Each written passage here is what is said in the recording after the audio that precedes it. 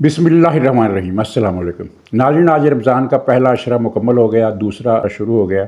और प्रोग्राम शुरू करने से पहले मैं ये वजाहत कर दूं कि ये प्रोग्राम मैं रात को करता हूं, कभी रात गए कभी कुछ अर्ली, लेकिन ये अपलोड होता है सुबह के वक्त 10-11 बजे के आसपास। चूँकि ये रात को होता है और मुझे एंजाइना का मसला है दिल का, और इसलिए मैं एहतियातन पानी के गिलास अपने सामने रखता हूँ। इत्तेफाक ये है कि जब ये प्रोग्राम अपलोड होता है उस वक्त रोज़े का वक्त होता है, तो लगता यही है कि रोज़े के वक्त मैंने गिलास पानी का रखा हुआ है। तो ये वजाहत ज़रूरी है, गिलास को ज़्यादा मशकूक मत समझिएगा। तो बहरहाल असल मुद्दा जो है वो ख़बरों का है। खबरें एक तो ये है कि कल PTI के लिए जूते बरसने का एक और दिन था और बहुत बुरी तरह जूते बरसे।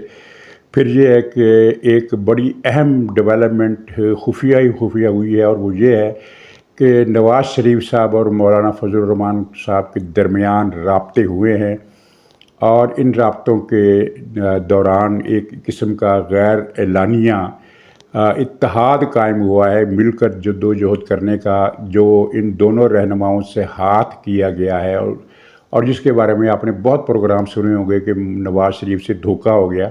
तो उस हवाले से ये कुछ मुश्तरका नकात पर एक मुश्तरका किस्म की जद्दोजहद की जाएगी अपने वक्त पर। अभी तेल देखो और तेल की धार देखो का मसला है। लेकिन इनसे पहले 2-3 छोटी छोटी खबरें और फिर कुछ जिक्र गवादर का जो सानहा होते होते रह गया, लेकिन एक बहुत बड़ा सवाल छोड़ गया, उस पर बात होगी। खबरें 2 छोटी छोटी ये हैं कि एक तो गंडापुर साहब ने उस कातिल को अपनी हुकूमत का PRO लगा दिया है जिसने कुछ अर्सा पहले, आपको याद होगा, एक मासूम तालबा मेडिकल कॉलेज की, जिससे इसने बिलजबर ज़्यादती करने की कोशिश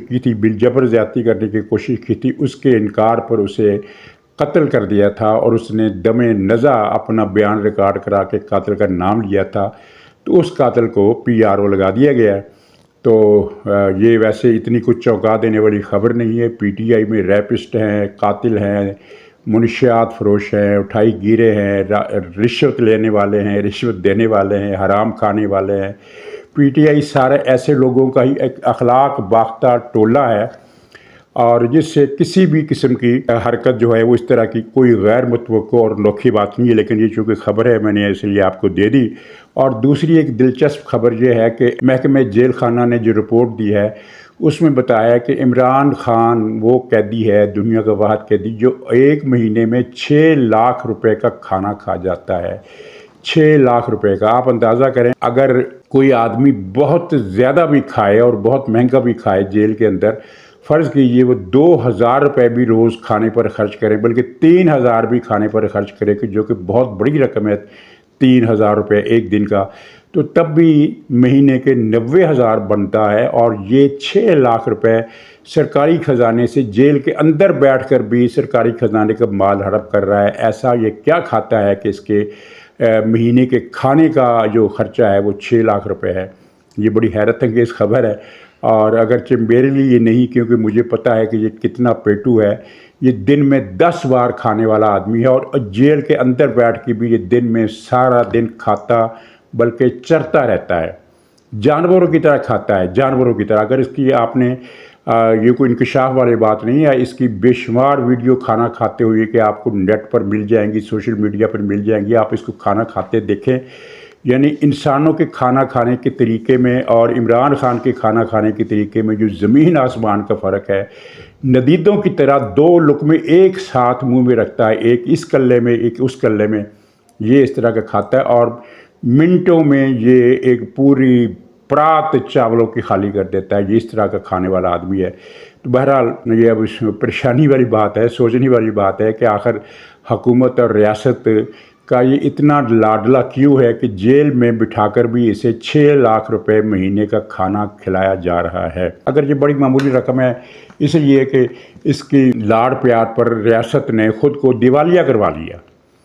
ये ऐसा लाडला है कि जिसकी खातर हुकूमत ने, उस वक्त की रियासत ने, उस वक्त की फ़ौजी क़यादत ने पूरा मुल्क तबाह करवा दिया, यानी बर्बाद करवा दिया, सिर्फ इसके लाड उठाने के लिए। बाजवा फैज़ की जोड़ी मुल्क को नेस्त नाबूद करने पर तुले हुए थे ना इमरान खान की खुशी के लिए। तो खैर ये 6 लाख का खाना खा गए, कोई इतनी बात नहीं। गवादर के मसले में मेरा सवाल ये है کہ گوادر پورٹ پر کل حملہ ہوا جو سی پیک کا بہت اہم حصہ ہے، اور اس میں 8 دہشت گرد مارے گئے۔ اور سوال لیکن یہ چھوڑ گیا ہے کہ بلوچستان میں تو چپے چپے پر اہلکار کھڑے ہوتے ہیں مسلح، اور ان کے پاس جدید ترین جاسوسی کا انتظام ہے۔ بلوچستان پورے کا پورا جاسوسی کے ایسے نظام میں جکڑا ہوا ہے کہ جس کی مثال آپ کو شاید ہی کہیں ملے۔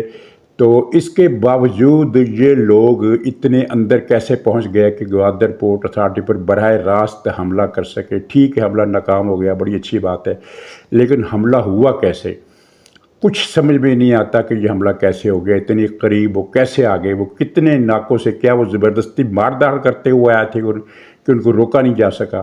اگر سڑک پر کسی فوجی کانوائے پر کوئی دہشت گرد حملہ ہو تو وہ سمجھ میں آ جاتی کہ ظاہر سڑکوں پر چپے چپے پر اس طرح روک نصب نہیں کی جا سکتی، یا کسی چوک میں کوئی بند دھماکہ ہو جائے تو ظاہر اس کی بھی گارنٹی نہیں دی جا سکتی تمام انتظامات کے باوجود۔ لیکن ایک اتنی سینسٹیو عمارت، اور پھر یہ سی پیک کو نشانہ بنانے کی کھلی چھوٹ کیوں دی گئی ہے؟ یہ حیرت انگیز بات ہے۔ عمران خان کو گئے ہوئے اب 2 برس ہو گئے، لیکن سی پیک پر کام ابھی تک شروع نہیں ہو سکا، جبکہ ہمیں امید نہیں تھی، ہمیں 100% یقین تھا کہ عمران خان کے دفع ہوتے ہی سی پیک پر کام بحال ہو جائے گا، لیکن ابھی تک سی پیک پر کام شروع نہیں ہو سکا۔ بلکہ سی پیک کی گارنٹی نواز شریف صاحب تھے، اور ان کو اس گارنٹی کو ایک طرف کر دیا گیا۔ یہ کس نے کیا؟ یہ بھی ایک اہم دلچسپ موضوع ہے۔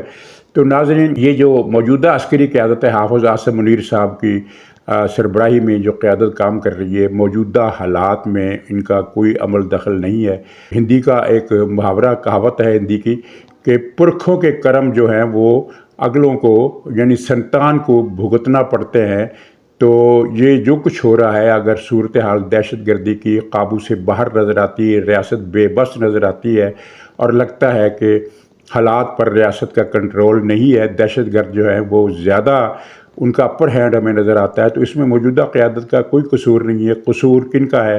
ظاہر بابائے دہشت گردی پرویز مشرف، دہشت گردی کا بانی اول، اس نے دہشت گردی شروع کی اس ملک میں، اور دہشت گردوں کو اتنا طاقتور اس نے کر دیا کہ بعد میں آنے والوں نے، سول حکومتوں نے، یعنی ان پر کنٹرول کرنے میں انہیں بہت مشکل پیش آئی۔ پھر اس کے بعد جنرل کیانی صاحب آئے جو دہشت گردی کے بابائے دوئم تھے، انہوں نے ایک نئی کھیپ دہشت گردوں کی پیدا کی اور خود مال بٹور کر اب پتہ نہیں کہاں ہے۔ سننے میں آتا ہے کہ آسٹریلیا میں کوئی اربوں خربوں روپے کے انہوں نے جزیرے خریدے ہیں، یہ اتنی کمائی ان کے پاس کہاں سے آئی؟ اس کے بعد رحیل شریف صاحب آئے، ماشاءاللہ وہ بھی دہشت گردوں کے پورے سرپرست تھے، اور انہوں نے مذہقہ خیز ترانے کہ دشمن کے بچوں کو پڑھانا ہے، اس طرح کے گانے بنوا کر قوم کو الو بنانے کی کوشش کی، لیکن دراصل وہ دہشت گردوں کی ان کے دور میں پوری سہولت کاری ہوتی رہی۔ اور پھر جب وہ جانے لگے تو انہوں نے کہا کہ مجھے 3 سال کی ایکسٹینشن دو ورنہ میں مارشل لا لگا دوں گا۔ ان کی دھمکی کارگر نہ ہوئی تو پھر یہ 1 سال کی ایکسٹینشن پر آ گئے، وہ بھی نہ مانی گئی، تو پھر کہا کہ مجھے اچھا فیلڈ مارشل لگا دو۔ بھی فیلڈ مارشل، تم نے کبھی کوئی چوہا تک نہیں مارا بارڈر پر، اور تم فیلڈ مارشل بننے کی بات کرتے ہو؟ وہ بھی آرزو پوری نہیں ہوئی، تو پھر یہ ایک طرح سے گن پوائنٹ پر اربوں روپے کے پلاٹ اپنے نام کرا کر سعودی عرب فرار ہو گئے۔ یہ وہ صاحب ہے۔ اور اس کے بعد بجو باجوہ صاحب آئے، انہوں نے تو خیر حد ہی کر دی۔ اب وہ ان کی ذہنی حالت یہ ہے کہ خواجہ آصف نے جب کہا کہ ان دونوں کو یعنی بجو باجوہ کو اور فیض کو پارلیمنٹ میں پیش کیا جائے، تو بجو باجوہ نے فون کیا خواجہ آصف کو اور گندی گالیاں دی۔ یہ اس شخص کی اخلاقی حالت ہے، اور پاکستان کی ٹریجڈی دیکھیے کہ ایسا اخلاقی طور پر دیوالیہ آدمی پاکستان کا آرمی چیف بن گیا۔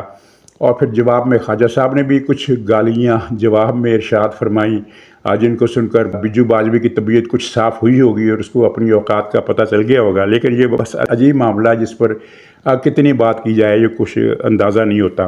تو خیر آگے چلتے ہیں۔ جو اصل خبر ہے ہماری وہ یہ ہے کہ آپ نے بہت پروگرام سنے ہوں گے، اور ہر پروگرام کی تان جو ہے وہ اسی بات پر ٹوٹتی ہے کہ نواز شریف کو دھوکے سے بلوایا گیا اور پھر ان کے ساتھ دھوکہ کر دیا گیا۔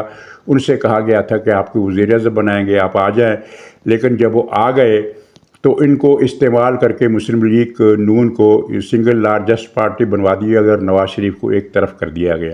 حقیقت پوری طرح تو کھلے گی اپنے وقت پر، ابھی نہیں کھلے گی، لیکن یہ ہے کہ اس میں موجودہ عسکری قیادت کو نشانہ بنایا جا رہا ہے کہ یہ جیسے یہ کھیل، یہ دھوکہ جنرل عاصم منیر نے کیا، ایسا نہیں ہے۔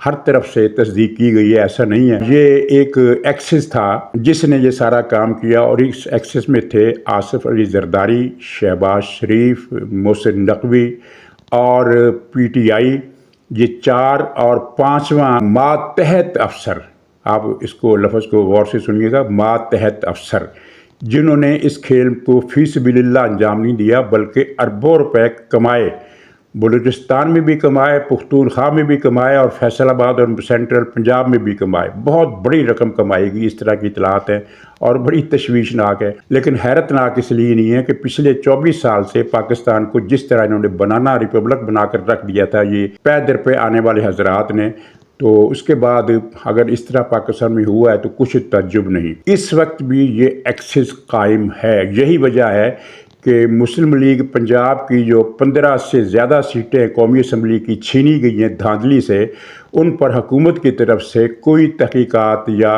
کسی ایکشن کا مطالبہ الیکشن کمیشن سے نہیں کیا جا رہا۔ کیوں؟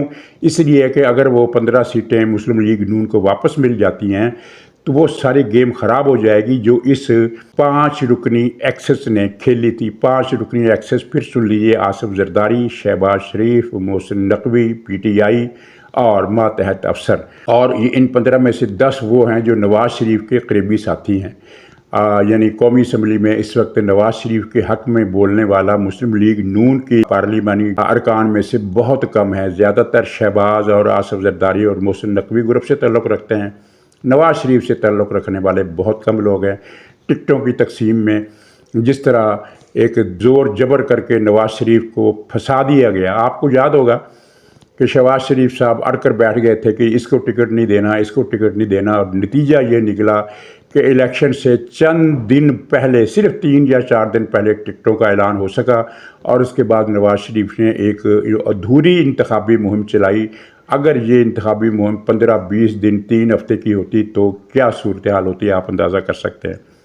تو بہرحال جو ہاتھ ہوا ہے اس کی تفصیلات مجھے کچھ ملی ہیں، کچھ مجھے ملیں گی۔ آہستہ آہستہ جتنی تفصیلات نشر کرنا محفوظ ہو سکتا ہے اتنی تفصیلات میں بیان کروں گا۔ فی الحال یہ ہے کہ دونوں رہنماؤں میں اتفاق ہوا ہے، اور مولانا فضل الرحمان صاحب کو نواز شریف کے بارے میں جو ایک غلط فہمی پیدا ہو گئی تھی کہ شاید JUI کے خلاف سازش میں وہ بھی شریک تھے، وہ پوری طرح دور ہو گئی ہے، اور یہ نواز شریف نے دور نہیں کی ہے، مولانا فضل الرحمان کے اپنے ذرائع نے جو تحقیقات کی اس کی نتیجے میں دور ہوئی ہے، اور پھر ان کو یہ بھی پتہ چلا کہ سازش صرف فضل الرحمان صاحب کے خلاف نہیں ہوئی بلکہ نواز شریف صاحب کے بھی خلاف ہوئی ہے۔ تو اب دونوں میں ایک قسم کا ایک غیر اعلانیہ الائنس، اتحاد، قربت، دوستی، اتفاق رائے، جو بھی آپ سمجھیں وہ ہو گیا ہے۔ اور نواز شریف صاحب رمضان کے بعد آخری عشرہ تو انہوں نے سعودی عرب میں گزارنا ہے، اور وہاں سے وہ لندن جائیں گے، اور لندن سے واپسی پر ایک بڑی حکمت عملی کے ساتھ ان کو چلنا پڑے گا۔ ایک جدوجہد آپ کو ہوتی ہوئی نظر آئے گی، اور اس میں یہ بات بڑی اہم ہے کہ نواز شریف صاحب کو مشورہ دینے والوں نے مشورہ دیا ہے کہ لندن میں آپ کا قیام لمبا نہیں ہونا چاہیے۔ پہلے ہی آپ نے یہ دیکھ لیا ہوگا کہ نواز شریف صاحب نے جو پروگرام بنایا ہے سعودی عرب سے لندن جانے کا، اس کو کس طرح ٹی وی چینلز پر لیا جا رہا ہے۔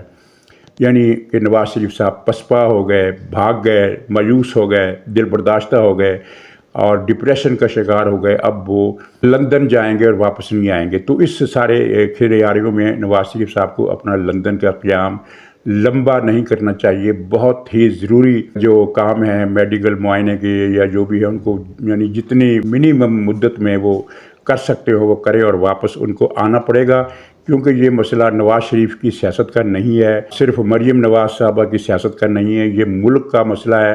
مولانا فضل الرحمان اور نواز شریف صاحب کو باہر رکھ کر اگر کوئی یہ سمجھتا ہے کہ سی پیک بن جائے گا تو وہ ممکن نہیں ہے، اور فی الحال تو سی پیک پر شکوک و شبہات کے سائے مزید گہرے ہو گئے ہیں۔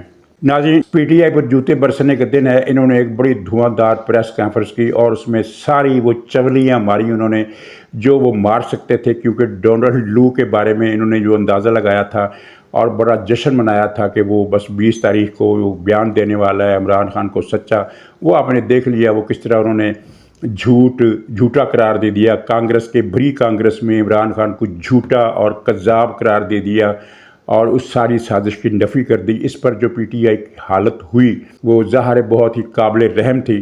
تو اس کے بعد جواب میں ان سے کچھ بھی نہیں بنا، ایک عجیب و غریب پریس کانفرنس، لیکن اس کا جو مرکزی نکتہ تھا اور جو گوہر جان نے بعد میں بھی کہا، پی ٹی آئی کے نام رہا چیئرمین نے، کہ وہ جو اسد مجید صاحب ہیں، ڈونلڈ لو کو چھوڑو، اس سے ہمارا کوئی لینا دینا نہیں ہے، یعنی اربوں روپے خرچ کر دیے اور اب کہتے ہیں اس سے کوئی ہمارا لینا دینا نہیں ہے۔ اسد مجید کو چاہیے کہ وہ دوبارہ بیان دے، وہ بتائے گا کہ سازش ہوئی تھی نہیں یا نہیں ہوئی تھی۔ تو اسد مجید نے ادھر ان کا بیان آیا اور تھوڑی دیر کے بعد اسد مجید صاحب کا بیان ٹی وی پر چل گیا کہ سائفر میں کسی سازش کا ذکر نہیں تھا، سب جھوٹ ہے، عمران خان کی پارٹی نے یہ جھوٹ گڑھا۔ بلکہ اسد مجید نے واضح الفاظ میں کہا کہ سازش کا کوئی پہلو ہی نہیں تھا، یہ اس وقت کی سیاسی قیادت یعنی عمران حکومت اور عمران کی کابینہ کا فیصلہ تھا کہ اس سائفر کو سازش کے طور پر لینا ہے اور سازش کھیلنا ہے۔ اسد مجید نے یہ بات صاف کر دی۔ اب اس سے بڑا جوتا بر وقت اور فوری، جس طرح وہ ہوتا ہے نا، فوری سماعت کی عدالت سے فوری انصاف، تو یہ فوری ہی جوتا باری اسد مجید نے کر دی، یعنی کوئی ایک دن دو دن کا وقفہ بھی نہیں دیا۔ ادھر پی ٹی آئی نے مطالبہ کیا کہ جناب اسد مجید کا بیان اصل اہمیت رکھتا ہے، ڈونلڈ لو کا تو مسئلہ ہی کوئی نہیں ہے۔ تو یہ اب وہ اسد مجید نے جوتا دے مارا ہے، اور جوتا بھی ایسا لگایا ہے کہ وہ جو اس کے جو موٹے موٹے نشان ہوتے ہیں نا پاؤں کے تلوے کے، اس کا نشان کا چھاپا ان کے چہرے پر لگ گیا ہے۔ ادھر صہیونی اتحاد ظاہر کھل کر سامنے آ گیا ہے۔ وہ امریکہ میں جو فلسطینیوں کے قتل عام کا سب سے بڑا وکیل بریڈ شرمن جو ہے، وہ عمران خان کی امریکی سفیر سے ملا ہے اور عمران خان کی رہائی کا مطالبہ کیا ہے۔ یعنی جو فلسطینیوں کا قاتل ہے، جو فلسطینیوں کے قتل کا سب سے بڑا وکیل ہے، اور وہ شخص اور اس کی لابی عمران خان کی حمایت میں کھل کر سامنے آ گئی ہے۔ تو عالمی صہیونی اتحاد اب عمران خان کو بچانے کے لیے مسلسل ننگا ہوتا جا رہا ہے، اپنے کپڑے اتارتا جا رہا ہے۔ Congressman Sherman, what are your thoughts on the... Would you please get out of my way? Why are you running? Why are you running? We're just trying to talk to you about 30,000 Palestinians who've been murdered. Blood on your hands for the genocide. Blood on your hands. No. You're trying to kill every Jew. You're trying to kill every Palestinian, sir. Hell no. Our fund. You're funding the death of Palestinians. My own family. It's been what? I'm so sorry. Blood on your hands. You're running away. There's blood on your hands, I can see. You're running away. There's Shame on blood you. on your Genocide hands. Shame supporter. on you.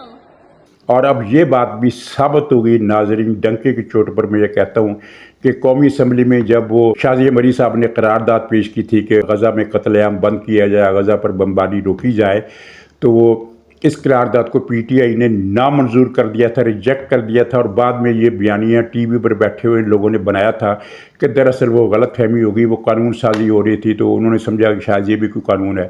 لیکن آج کچھ لوگوں نے social media پر وہ T V کا clip دوبارہ نشر کیا اور اسے اور کہا گیا ہے کہ اس کو دوبارہ غور سے سنیں۔ تو دوبارہ غور سے سنا تو اس میں اسپیکر ایاز صادق 2 مرتبہ پوچھتے ہیں کہ یہ غزہ پر بمباری روکنے کے لیے جو قرارداد ہے آپ کو منظور ہے یا نامنظور ہے، 2 مرتبہ پوچھا اور دونوں مرتبہ پی ٹی اے والوں نے نامنظور نو کہا 2 مرتبہ۔ اس کا مطلب ہے کہ یہ کوئی غلطی نہیں تھی، یہ پی ٹی آئی کی پالیسی تھی جس کو فالو کیا، اور کون نہیں جانتا، جاننے والے جانتے ہیں کہ پی ٹی آئی نے عمران خان نے اکثریت کس مذہب کے لوگوں کو ٹکٹ دیے ہیں، اور وہ ظاہر ہے کہ 1975 کے بعد انہوں نے ایک یہ نیا کھیل کھیلا کہ وہ خود کو مسلمان ظاہر کرتے ہیں، اپنے شناختی کارڈ میں بھی مسلمان ظاہر کرتے ہیں اور اپنی دوسرے دستاویزات میں بھی خود کو مسلمان ظاہر کرتے ہیں، اپنا مذہب ظاہر نہیں کرتے۔ یہ ان کی مرکزی جو ان کی اس مذہب کی وہ جو باقیات ہیں جو پاکستان میں، ان کا یہ فیصلہ ہے کہ آپ نے اب پاکستان میں خود کو اپنی شناخت کے ساتھ نہیں رہنا، مسلمان بن کر رہنا ہے، یعنی شو کرنا ہے کہ مسلمان ہے۔ تو عمران خان نے ان لوگوں کو ووٹ دیے ہیں، تو پھر اس لیے قرارداد کا جو مخالفت کی جو وضاحت کی گئی تھی وہ باطل ثابت ہو گئی، اور یہ ثابت ہو جاتا ہے۔ آپ اس ویڈیو کو دوبارہ دیکھیں، آپ کو ثابت ہوگا کہ پی ٹی آئی نے جان بوجھ کر سوچی سمجھی پالیسی کے مطابق غزہ پر بمباری روکنے کی مخالفت کی، اور صہیونیوں کا دیا ہوا پیسہ حلال کرنے کی کوشش کی، عقیدتاً بھی اور پریکٹیکلی بھی، یعنی ان کا نظریہ بھی اور مذہب بھی وہی ہے جو صہیونیوں کا ہے، اور ان کی مفادات بھی وہی ہیں اور یہ ان سے پیسہ بھی لیتے ہیں۔ تو ناظرین اجازت دیجیے، انشاءاللہ اگلے بلاگ میں پھر ملاقات ہوگی، تب تک کے لیے خدا حافظ۔